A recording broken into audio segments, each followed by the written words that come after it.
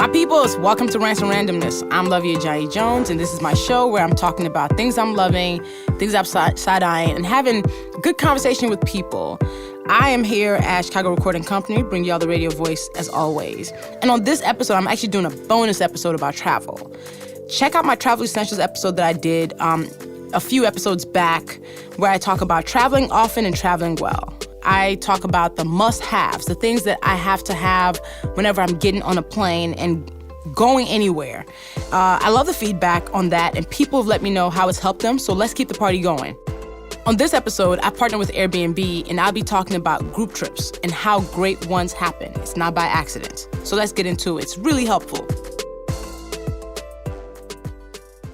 So I travel a lot for work, but I make it a point to also travel with the people I love for pleasure. You gotta go on vacations.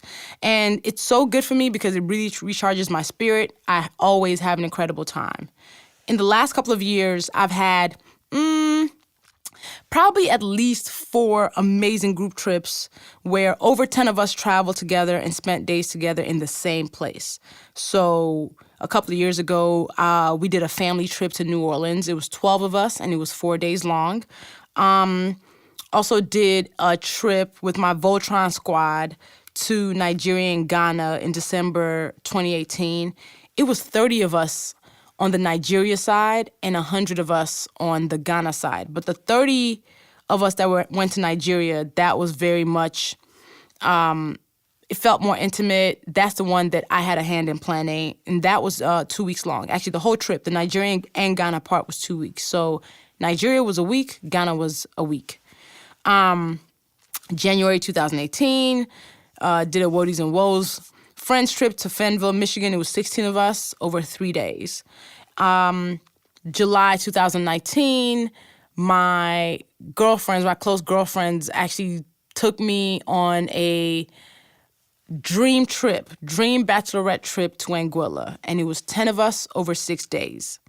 So the first 3 trips, the New Orleans, the Nigeria, the Fenville, we stayed in Airbnb houses. And I'm currently planning our annual family trip. It's going to be 18 people over 5 days, and it's also going to be an Airbnb house. We've already booked it, and that is why I'm partnering with Airbnb, because it makes sense. I stay on that platform for my vacays if it's going to be more than me and just one other person. If it's 3 of us, it usually makes most sense to rock with the Airbnb. So yeah, group trips, I do them. I find that they bring me closer to the people I go on, and we get to see each other in pajamas and with our hair down, in our vacay selves. I think everyone has a vacation self. It's the version of you that's more relaxed, less high-strung about the stresses of life. It's really cool to see folks in that mode because a lot of times you see your friends who are hustling, who are running back and forth, who are being parents. You don't get to see them just be. And I think vacation allows people to just be. For me, the group trips that I've gone on have been amazing. So I think I've been lucky there, but I don't know if it's luck. I think group trips that are good, that unfold very well, they don't just happen. They're planned, they're curated, they're amazingly good times, but they're planned. So on this episode, I'm going to talk about the things that make good group trips. Because I get asked questions all the time whenever I post about one of my group trips. Oh my God, I want to go on one with my friends. Oh my God, how did that happen? I have a list of things that you gotta make sure are in place for a dope group trip to go down. So for everyone who asks me how to make it happen, how they can also do it, this episode is gonna answer all of that for you. And once you listen to it, feel free to hit me up. Let me know if you have other tips. Let me know if you have any questions. Y'all can always hit me up, loveyrants@gmail.com. I'm excited to give you these tips because I don't think I've actually given a deep dive on group travel before. The first thing that I think is really important about planning a good group trip is to find a good planner for it. Maybe 2. 1, maybe 2, that's it. I'm not saying you have to go hire somebody. I'm saying in your friend group or your family group, whatever the group is that is traveling, there's got to be 1 or 2 planners identified. That's it. It cannot be a group planned trip. Why? Because everyone planning is no planning. Nothing will get done. I'm letting you know right now. If you're thinking, oh, 10 of us are going on a trip. We can all just figure it out. No, that's how nothing actually gets done and planned and nothing happens. We sometimes like to, feel like we're including everybody in everything and that's how it's supposed to go. Unfortunately, humans are not just fickle, but we have a hard time making decisions. So you want to find a planner and somebody who's in charge of this because yes, they will be in charge, but they will also run things by you. But they're the ones who are making sure things are actually getting checked off the list. There's a quote by Roger Ebert that says, "A camel is a horse built by committee." Everything is not committee worthy, including planning a trip. If you have somebody at the helm, you know that there's somebody who's the go-to, the person who's going to answer most of the questions, who has most of the information. If everybody's supposed to know everything equally, nobody's going to know anything, actually. So how do you figure out the planner for this trip in your group of friends? The planner has to be someone who is a good project manager, right? They're the person who uses different tools. They use calendar all the time. They're usually somebody who's type A and maybe even slightly anal about details. You actually do want the person who is anal about details to lead your trip. Why? Because nothing is going to get left undone. They won't have you show up in Guatemala at 9 p.m. and then y'all are like, oh, snap, we didn't book the car to get us to a hotel and none of us speak Spanish. You want the person who's already thought about that. They answer questions that you haven't even asked yet. The planner has to be someone with good sense. They cannot be your friend who is constantly getting in trouble or is flaky or you side-eye for not having their general shit together. It will not work with them. Like, you're going to end up being upset at this person because things are going to be in disarray. You want the person who's really organized in their everyday life because then they're going to organize this trip very well. I am typically the planner for a lot of the group trips that I'm on. And the other person who is a big planner on trips that I'm on, who I co-plan some with, including the Nigeria one, is my girl Justina Omokwa. Justina is an amazing planner because she's somebody who I trust with everything because she's so organized. She does not let things go by the wayside. She thinks beyond what we need and is like thinking through contingency plans to the point where if something pops up, she already has an answer for it. Somebody like her who is very straightforward, who can handle authority, who knows how to handle people in general is the ideal planner. She planned my bachelorette trip to Anguilla seamlessly. And this was a surprise trip. And it was one where everyone wasn't even starting from the same city. People actually met us on planes. And how she did it was so seamless. I'm like, it makes it look easy. But just know that something that looks seamless, especially a trip, took a lot of work. When me and Justin were planning the Nigeria and Ghana trip, we had to make sure that we were getting everybody, we were wrangling people, we were finalizing payments. The only thing we weren't responsible for were people's flights. And even then, we knew when everybody landed in Nigeria. So you want your planner to be your friend who you trust with everything. Your friend who you know pays their bills on time. Because again, y'all don't want to show up and be like, oh man, we forgot to pay the hotel bill. They gave our rooms away. You don't want that. So picking a good planner and being confident in this planner to make it happen. Because this person is the one who is liaising with, the travel company, the transportation company, the hotel. And you don't want it to be the person who you have to constantly second guess because you won't have any type of faith that it's going well. So yes, pick your planner, okay? Number one key for every group trip. This is not a democracy, right? Everybody can't be involved in all decisions all the time because nobody will make decisions at all. It's not a dictatorship, so the planner is not just unilaterally making decisions for everybody. What they're doing is considering everyone's positions and then making the final decision because they know what's best for the group. It's basically more of an oligarchy. If it's two planners, then ultimately they're the ones who are tie-breaking stuff, who are making itineraries, who are giving people the guiding documents. And especially when people are like, I don't know. I've seen what happens when everybody is given equal say in everything. It's happened with me. When if you give 15 people equal say in, let's say, where we're going to dinner, nobody's gonna agree on everything. Like all 15 won't be able to be like, yes, this is my favorite restaurant.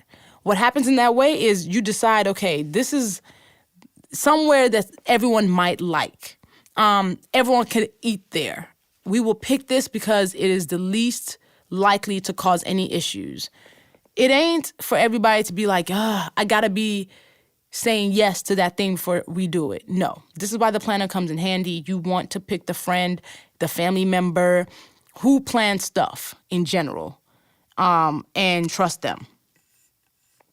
Then the second thing about group planning that you have to do that is clutch, and if you do not do it, it can be disastrous or it might not happen. You have to pick a budget.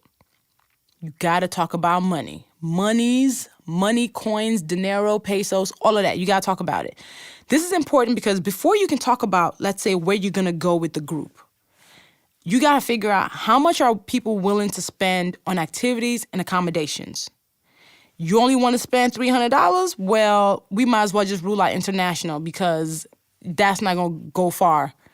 Keep it domestic then. If you know people's budget, like the baseline budget, you can then narrow down where you want to go, or at least X out certain places. Agree on what your travel level and bougie is.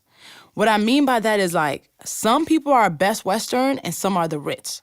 Both are fine, but can they exist on the same vacation? I doubt it.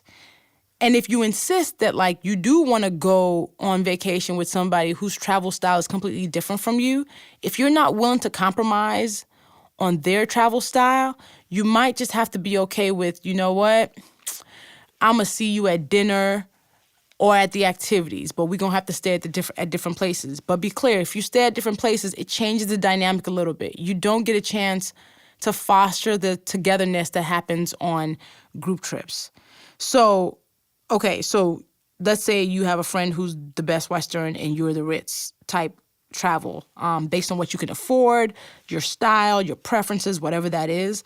You might also have to realize that there are some friends that you might not be able to actually travel with, and that's okay. I'm actually going to talk about that more later in terms of habits, but just talking about money, I wouldn't want to make a friend of mine go bankrupt because they have to travel with the taste that I have. You know what I mean? So I have to make the decision to either, I'm just going to go with you and go where you can afford, or I can just be like, that's not going to work for me. I love you, friend. I'll see you in Chicago. I'll see you in the city. We'll go to brunch then. Yeah, you have to agree on level. Are y'all going to be taking public transportation while there, or is this a car service trip? Are we going to the Maldives, which is expensive, or are we going to Miami, which is kind of expensive too, but not as expensive as Maldives? Are we going to Vegas, or are we going to Fiji? Are we going to Nigeria, or are we going to Mexico? That stuff matters because if y'all are not aligned on budget, you're not going to be able to be aligned on much more.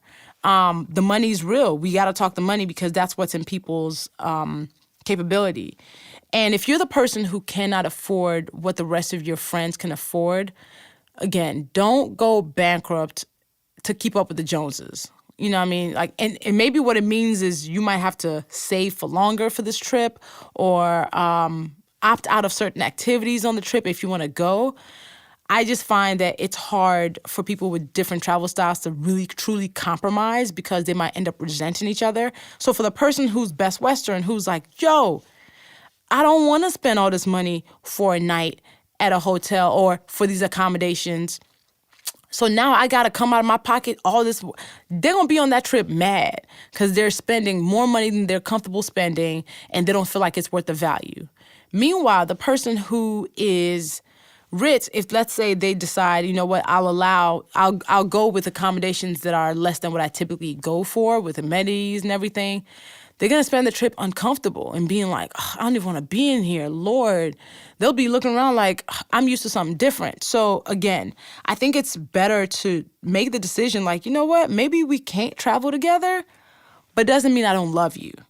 But yeah, so pick your budget and know what's realistic for you and your friends. Y'all agree on something, cool. You might not be an exact number agreeing, but, have a range. If everyone's like, I'm good spending 800 to 1,000, cool, then we know that. If everyone's like, you know what, I'm good for this to be a $3,000 trip, all right, bet. But the $3,000 trip and the $500 trip are not the same trip at all. They're not even to the same place, right? So that's important. And then another thing is pick your crew. Pick your crew. Who all gonna be there? Who's going on this trip? You cannot travel with everyone you love, and that's real. Honestly, travel really lets you know who people are. There are people who you might have been friends with for 20 years. And then you go on one trip with them and you learn everything about them that you didn't even know. You learn how they are in the morning. You learn how messy they are. You learn how they deal with stress. You learn how they deal with situations that feel strange or how they treat people who they're unfamiliar with. You just learn so much about the people you travel with. And because of that, there are things that you can probably figure out in advance of the trip to figure out who's good for a trip and who's not. You cannot travel with everyone you love because ultimately our habits don't always match. We can be friends who can go to brunch. We can be friends who can go to maybe sleep over for one night. But are we friends who can deal with each other for 24 hours a day for 4 to 7 days, maybe a week, maybe 2 weeks? That's different. Do not be the person who invites the person who ruins the trip or acts up throughout. This is important because as you curate a group trip, you got to figure out the dynamics of everybody on the group. Who's going to work? If it's a group of 10 and 8 of those people are extroverts, right? And 2 are deep introverts, are the people who are like, after I talk to humans for 2 hours, I'm taking a 6-day break. Is that actually going to work? Meanwhile, everybody else is loud, going clubbing every night, coming back at 4 o'clock in the morning. You got to figure out the dynamics of the folks on this trip. And you shouldn't be the person who invites somebody without thinking about everybody else on the trip. So, for example, if there's one person who is not really in the friend group, but you're like, they should come on this trip. Why? Is this person's personality going to mesh with everybody else's? You got to consider that. Because if that person's personality somehow clashes with the group, everybody's going to be looking at you like you brought them. At which point, you did. Why? Why did you bring them? Does this person make sense for this group? Now, I know that you don't have to spend all of your time together on the trip. If you get sick of people on a group trip, take a break. Do your own thing. Go sightsee yourself for 6 hours. You ain't got to cling to everybody all the time. But generally, group trips, you're expected to hang with the crew for most of it, which is why dynamics are important. Who's going to fight? Who's going to get into an argument? Who's going to piss somebody off? That piece is important. And as I curate my group trips, I am hyper sensitive to that. I'm always like, I know I love this person, but I know they're very slow to warm up to people. So you know what? This is a group of 15 people. They prefer groups of 3 or less because otherwise they tap out. I'm going to let them sit this one out. I'm not even going to ask them to come on this one. And you might be like, what if my friend gets mad? You can actually tell people in advance. Say, listen, I'm planning this group trip with the crew. Here's the thing. We're going to be in this place for 5 days together. It's 15 people. I know how you get tired of folks very quickly. I don't think this is going to be the trip for you because I don't want you to actually get that exhausted. We'll do the next trip. I'll let you know whenever we're going to do a smaller trip. Somebody got to respect that. Come to them in advance so they're not seeing your trip on Instagram and you ain't tell them in advance. So just let them know, look, I don't think this is the right trip for you. And other times, you might not let somebody know depending on who they are. I curate the family trip very specifically to family members who I want to spend 6 days with. So for me, it's like, look, I want everybody to have a good time. What you want at the end of a trip is not people being like, whew, I was ready to go home. You want people to be like, man, that was too short. Had too good of a time. Can't wait to do it again. because the people on the trip are what make the trip amazing. You can be in paradise and your trip can be trash because somebody's attitude messes it up. Or we had to end up looking for somebody because they came up missing because they went MIA. It does not really matter where you go if the group that you're with is not ideal. So trips are made or broken based on who is there. That whole who all gonna be there, important. I'm the one asking it on trips that I'm not planning. Who coming? Yeah, no, I can't make it. But thankfully, I actually don't have that experience of having to sit out group trips because I don't like anybody on it. My group of friends are pretty solid. So, but I know that if I had to, I would. I'm also not going to spend my money to go spend very close time with somebody who I'm not messing with. So that's important. And this is where you need to be discerning. Remembering that everybody you love or call a friend is not a suitable travel partner. And that is not an insult on them or you. It just is. If I know you're super messy, I'm probably not going to want you on my trip because I'm like, friend, I love you, but listen, I like clean environments. But I'm going to get to that part later too. All right, so the problem with group trips that never happen is that people don't pick a date and a place and commit to it. A lot of times people are like, oh, I can't get my friends to do no group trips. I can't. Man, I wish my friends would go on a group trip with me. Or I want to go to this place, but my friends don't want to go. This is also, again, back to the planner. You got to get you a planner. If you're the planner, then own that. Pick a date and place. It's important because saying we should go on a trip is not how trips happen. Picking a firm date and place is how it happens. It gives people a definitive thing to plan towards, and it's a signal that this isn't some abstract concept. You know when you're like, we should go to brunch sometime, and you're like, yeah, and you look up and 4 months have passed and nobody has gone to brunch, it's because no date and time and place was picked and committed to. For me, I got to put it on my calendar for it to happen. If it's not on my calendar, I'm going to book something on it, guaranteed. A lot of us are busy or, we got a lot of things to do. Sometimes busy is relative. But we have a lot of things to do, and we have friends who have calendars, who calendar everything. And if their calendars are open, they will definitely fill it up with something. So it might mean planning at least 6 months in advance because then it gives people a chance to save money. It gives them, you get to stack, you get to know what's coming. If you are the person who's like, you know what, I'm typically less spendy and I will spend for this, the 6 months also allows you to put your money together and make sure that you have the money so you don't resent your friend who is like, yeah, no, I need better accommodations. Stack your coins. Do it 6 months in advance. And related to picking a date and committing to it, most people, have stuff to do, just in general. Or they're parents and can't just up and leave and go on a 4-day trip and just be like, hey, let's go to this place today. They got to go find somebody to watch their little broke best friends, okay? 6 months gives people a chance to find caregivers. It gives them a chance to really kind of make sure, I've never left the kids by themselves such a long time.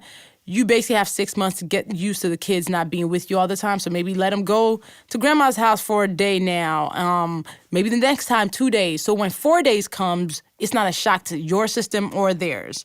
Give people advance notice. So I'm not just saying you're going to just up and decide on a trip tomorrow and it's going to happen. It ain't. Give it some time. So yeah, even if you're not parents, it just allows you to look forward to something. And that picking a date and time lets people know this is real. And they're less likely to be like, I didn't see this coming, or, I can't make it, or I couldn't get time off my job, so that didn't work. Give people 6 months. And then decide on the length of your vacation. What's too long? What's too short? Again, I think amazing trips are the ones that I feel are too short because it meant, it was such a good time that I didn't want to leave. The ones that I think are too long means, you know what, I stopped having fun, I'm ready to go home. For me, I found that domestic vacations 4 days is a sweet spot for me. I love it. 4 days is perfect. It's me being gone from home long enough. I actually get a chance to relax. I sleep a little bit. I have a little bit of fun. And by day 4, when we're leaving, I'm like, oh man, I could have done one more day. Not really, because when I get home, I'm actually pleased to be home. That 4 days works. It doesn't feel intensive. I can pack a carry-on with no problem with 4 days. And yeah, honestly, if you also time it well, if you do 4 days, you actually don't even have to take off a lot of time for work because you can do weekend in that. So you can do Thursday through Monday, and you only 2 days are really working days out of that. So yeah, for international, for me, 7 days is my sweet spot, a week. Anything more feels long to me. Anything more is I'm like, I'm missing my bed, or okay, I've seen everything. I can go home now. So I think 7 days is good. I've done, of course, 2 weeks. That was good, but I honestly felt like I needed a vacation from that vacation. I was just like, whew, I'm exhausted from traveling for 2 weeks. So I would probably do 7 to 10 days. For our honeymoon, which we're gonna do this year, it's probably gonna be around the 10-day mark. I was like, I could do 14 days. That just feels long. And again, 7 days for an international trip, I can probably do a carry-on with that. I've done that because I did Morocco and Spain over 7 days, and everything fit into a carry-on. So it's possible. And again, with group trips, tensions might run high. And it doesn't matter how good of friends you are. It doesn't matter how good the trip has been. If it goes too long, even people who love each other dearly and have nothing wrong to say might get tired of just being in such close proximity for such a long time. So you don't want that. But yeah, so longest trip I've done with my friends was the 2 weeks in Nigeria and Ghana. And we didn't kill each other. We didn't hate each other. We actually got closer because of it, and we still reflect on it. And we're going to do another group trip sometime this year. But yeah, figure out what your tolerance is and pick the length of this vacation so you can let everybody know. Everybody can, take their time off.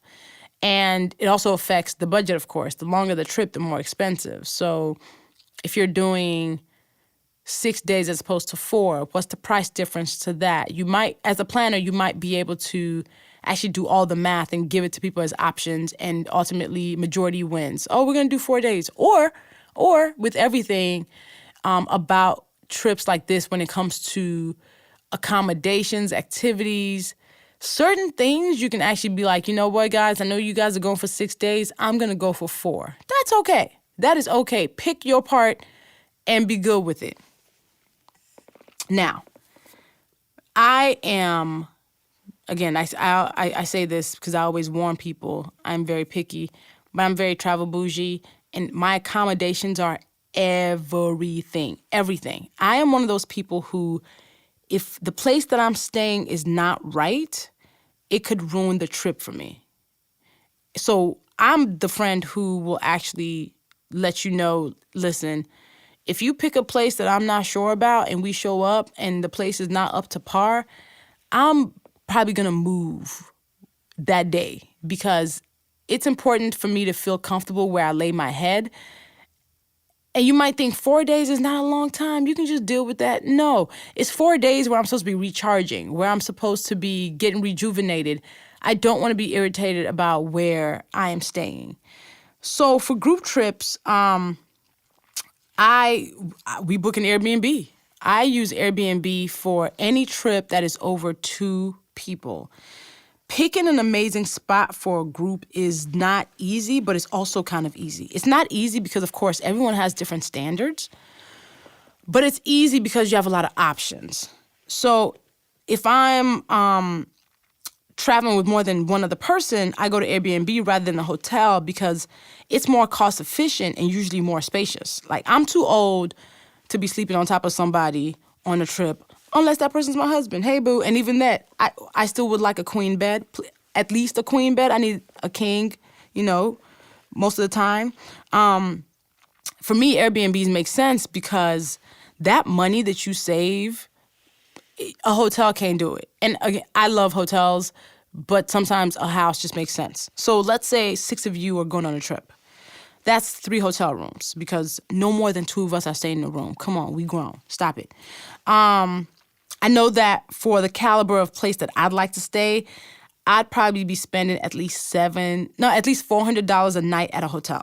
So after 4 nights, I'm already at $1,600 by myself. So if I split the room with one other person, so that's $800 per night. Per person, ultimately, for 4 nights, right?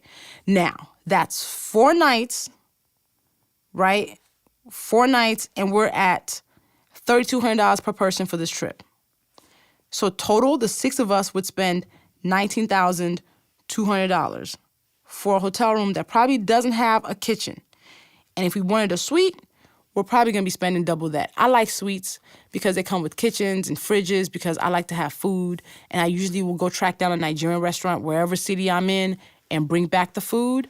So I need my room to be very specific or have certain amenities in it. Now, you get a house on Airbnb and you're probably paying $400 total per night for a 3 to 6 bedroom house, depending on what city that you're in. And it can even be cheaper. So let's say that's $1,600 for our accommodations for our entire stay at a place that is nice, that has kitchen, that has room, that has a living room. We can congregate, usually has a dining room. $1,600 compared to the $19,200 we would have all been spending total if we were staying at a hotel, right? Okay, so I noticed that I said $19,200, and that is because I did the math wrong. It's actually $9,600. Clearly, I am not a math whiz, but you get my point. You save money by getting a house. So it makes so much more sense for your budget to use Airbnbs for group trips. It really does. I remember when we were going to New Orleans for the family trip, it was 12 of us, and we got this firehouse that had 6 bedrooms and 9 beds, okay? And I think we spent $3,500 for the 4 days total for 12 of us. You couldn't beat that with a stick. Like, we loved that thing. My favorite part about that house, it had this long dining table that had 12 seats. And so we would congregate there till 3 o'clock in the morning every night we were there. And I was thinking, if we were in a hotel, everybody would have gone to their separate rooms by now and just be sitting there. You might not be sleeping, but you ain't got nobody to talk to right then. I really love that houses for group trips, they foster togetherness. We sit around the dining room table, we play games. People go to bed one by one until finally everyone's like, all right, let's go to bed now. I love it. For Nigeria, we got suites. They were on Airbnb, so you can also even get hotels on there. But I like suites just because they're conjoined. We have a shared space. I like houses. For group trips, you want to see these people because y'all gonna go back to your separate ways in 4 to 7 days and not see each other for who knows how long again. So I think it's really important to have that. Now, a lot of people are wondering, like, so how do you find the right place? People are usually concerned about safety and security. I always look for homes on Airbnb that are hosted by superhosts. So those are the people who've received amazing reviews. They don't have cancellations, and they go above and beyond for those who book their spots. Like, sometimes superhosts will have flowers waiting for you, or chocolates, or they'll even be on site and be like, "Do you need anything? If you need anything, call us." Superhosts have basically been vetted as people who show up on the platform well. They don't treat the people who book their things wrong. Their houses are nice. Where I stay, making the world of difference, it's if I'm comfortable in the place that I'm staying while on a trip, everything else is small. Because, okay, if it decides to rain, well, we're indoors. We'll play some games. Oh, okay, somebody's missing. Well, at least we have a command center that we can sit in and feel comfortable and secure in. We can figure something out. I'm always like, if the place that you're staying on your trip, you don't like it, you're constantly looking to get out of it. And that's not what a vacation is supposed to be. I know some people might want the adventure vacations where they're hiking. Yeah, but where are you coming back to lay your head on? for the other people who are like, how do you also make sure that where you're staying actually is what that is based on the pictures? Because, yeah, I've definitely ended up in places and hotels too sometimes where the picture doesn't match. And you're like, how? People get mad creative on venue photography and hotel photography. You'd be like, I guess I could see how you got that angle of a picture to represent this place. What I do to make sure about that is I usually look for Airbnb plus homes. It means they've had a real person on their team go to the home, verify that it hits all the marks on their checklist, and it's basically super assurance that the pics match the actual place. Airbnb Plus is their version of a blue check mark. So they're vouching for these spaces. If you're new and you're nervous about using Airbnb, look for the superhosts and look for homes that have the plus classification. It'll really kind of give you peace of mind. Usually if I'm planning a trip, before I book a spot for the group, I send everyone on the trip the listing. I tell them to check out all the pictures. I ask if they have any type of questions or if they're like, oh, I don't like what this thing looks like. And I give everyone the final total for the house. Once everyone's like, we good with it, or at least most people have to say, you know what, it looks good. You can't just be like, I don't like it. Well, tell me why you don't like it. Well, because what? So, yeah, I usually will give everyone the pictures, the link, listing. Everyone agrees. Most people agree, whatever. And I give them the final total for the house. And then I tell them how much their portion will be. And I go ahead and book it. So, again, it's neither a dictatorship or a democracy. It's an oligarchy. Every single person might not agree on every single thing, including the exact house. I give people the choice to sit it out. Or, you know what, if for some odd reason you hate the house so much that we're picking, you have the option to get your own accommodations. That's also fine. I'm not necessarily going to take it personally. If the whole group but you are fine with something, then I don't know what to tell you. And of importance, if you're booking accommodations for anything, no matter whether a hotel or Airbnb, you will be held liable because you're the person who's actually booking it. Your name is on it. So book using a credit card because some of the money you're going to actually have to pay up front. This is why the people that you're going on the trip with, they need to be financially trustworthy. They need to pay you your money and you need to pay the other people the money. You know what I'm saying? Like, don't be where you collected $3,000 from your group and then they find out 2 months later you never paid the accommodations. You just held on to it. So be financially savvy. So Airbnb, for example, collects half of the total at booking. So let's say your total for your group trip is $3,000. $1,500 is needed when you book to hold it down. So you need to be able to incur that cost. People can give you the money up front. What we do with my family trip is I put down the deposit and then everyone pays me back in regular installments that I've broken out leading up to the trip. Trips become way more affordable if you're spending, say, $100 a month as opposed to being expect to drop, $700 in whenever the trip will happen. I collect everyone's money in installments. So as the planner, I'm the bank.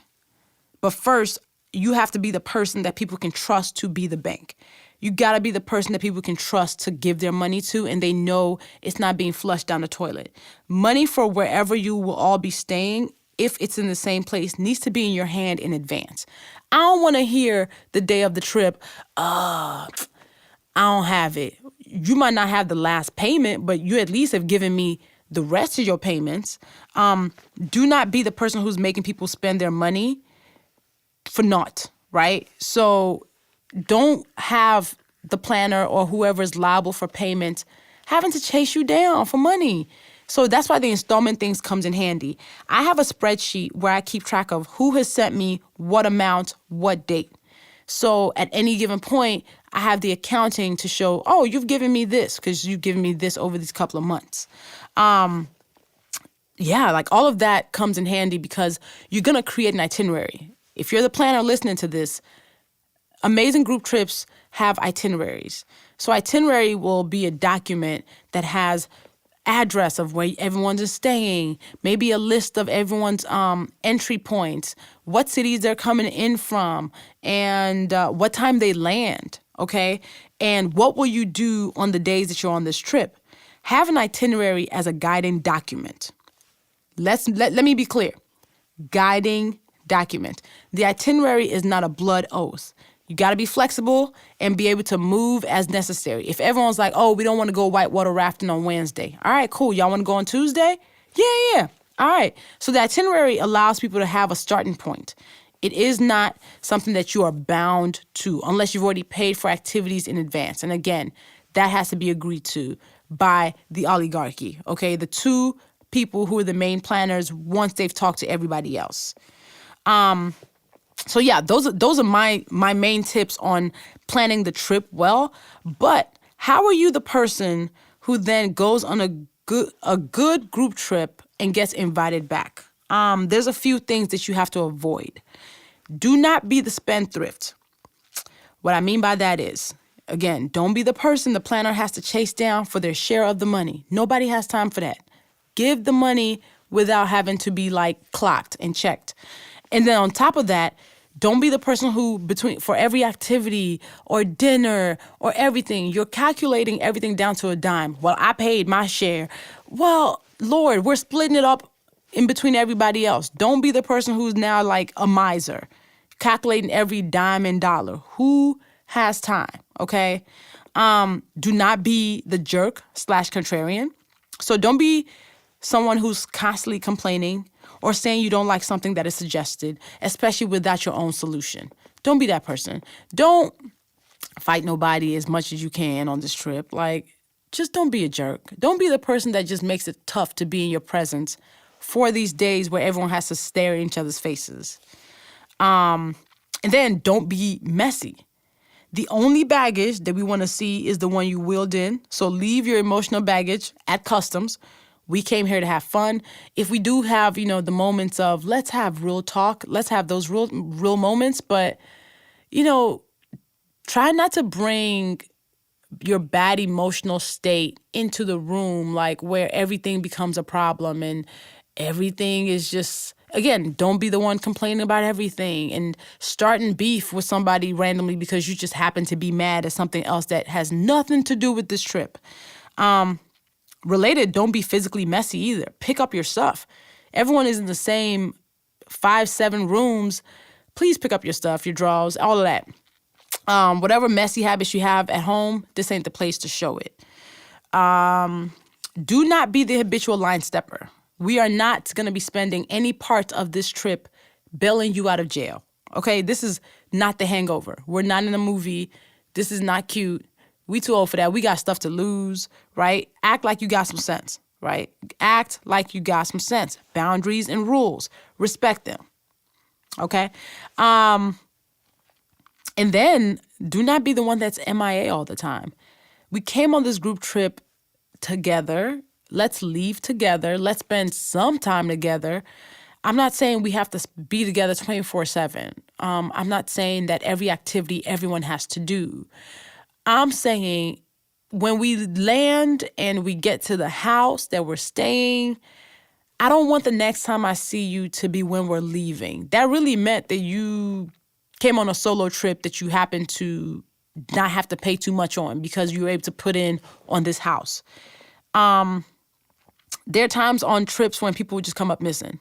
No one knows where they went. And they'll show up a day later. Oh, I just went with my friend. You didn't tell nobody. So if you are going to go MIA, at least let somebody on the trip know so people aren't worried about you. That's a security issue. Like, I didn't travel, so I could now have to send out a search party for you. You could have went on a solo trip for that. And be responsible in terms of the fact that you're also part of a group, so people are responsible for you because they're on this trip. I can't go on a trip with somebody and be like, well, they're grown. Everything they do is on them. No, I need to make sure that you're okay because we came together. I won't feel right if you somehow get hurt on my watch, even though we're all grown. So we got to take care of each other. Don't go MIA because the next group trip, I'm going to be like, nah, they can't come because last time we had to go looking for them. Or last time, we didn't see them at all. So it was like they weren't even on this trip. That's how you end up getting invited back. Don't be the spendthrift. Don't be the contrarian. Don't be the messy one. Don't be a habitual line stepper, okay? And don't be MIA. But yeah, clean up after yourself. Don't leave somebody's home in shambles. Look at some of the cleanup rules and adhere to them. Show that you have some home training. For Airbnb hosts, a lot of times they'll actually tell you, if you're leaving, take the trash out, or, take the sheets off the bed. Do that so this person can get their home cleaned and flipped right back over. If I'm staying anywhere, I don't want to leave it in shambles. Just because it's not your home, just because you're on vacation does not mean now you have carte blanche to ruin somebody's property. So act like you have some sense. Clean up, act like you have some autopsy. And a really key thing to good group trips is good people who aren't stingy and have common sense. Everything else is details and minutia. It can be figured out. But you want a well-curated trip with people who, want to have fun and will not be too inflexible and will not complain the whole time and will respect your space, both physical and emotional space. Get an amazing spot that even if you don't feel like going anywhere that day, you can spend a whole day indoors just playing games, singing, doing karaoke, doing each other's hair, whatever y'all feel like doing, drinking, whatever that is. And on my trips, the Airbnb homes that we've gotten have allowed us to do that. I remember one day in New Orleans, we actually were like, we're tired because we walked all yesterday. And we spent the whole day playing music in the house. Some people were on one floor, some people were on another floor. We were sitting on the dining table. We played Heads Up. There's video of it. One day we also spent the whole day at a tattoo parlor, but that's a different story. We even got my mother-in-law to get a tattoo. Also, different story. But the best of group trips are the ones where, you wake up in the morning, you go to the kitchen, and people are there already, and they're talking, and they're laughing. Those memories are what I take with me, not even necessarily the excursions. It's the moments in the house, in the pajamas, cooking or singing up until 2 o'clock in the morning. And Airbnb has been a great platform for that, and I continue to use them for these trips. And I'm happy to partner with them on this episode. It's a platform that isn't without its problems, but they're working it out. I use it. It's served me well, and it's why I'm recommending it to you. And if you have a great spot, even if it's not a house, if it's an apartment, a condo, if it's a suite, if it's somewhere that's nice and clean, because even small group trips or solo ones, you can put your house on Airbnb to make more money. Yeah, and part of that means, if a few days a week you're out of town, or maybe a few days a month, you can definitely put your property up on and become a host. Airbnb's mission is to create a world where anyone can belong anywhere. I'd love to book more places on Airbnb that are hosted by Black and brown people. The platform does need to be more diverse, and I think we should consider adding our own homes on there.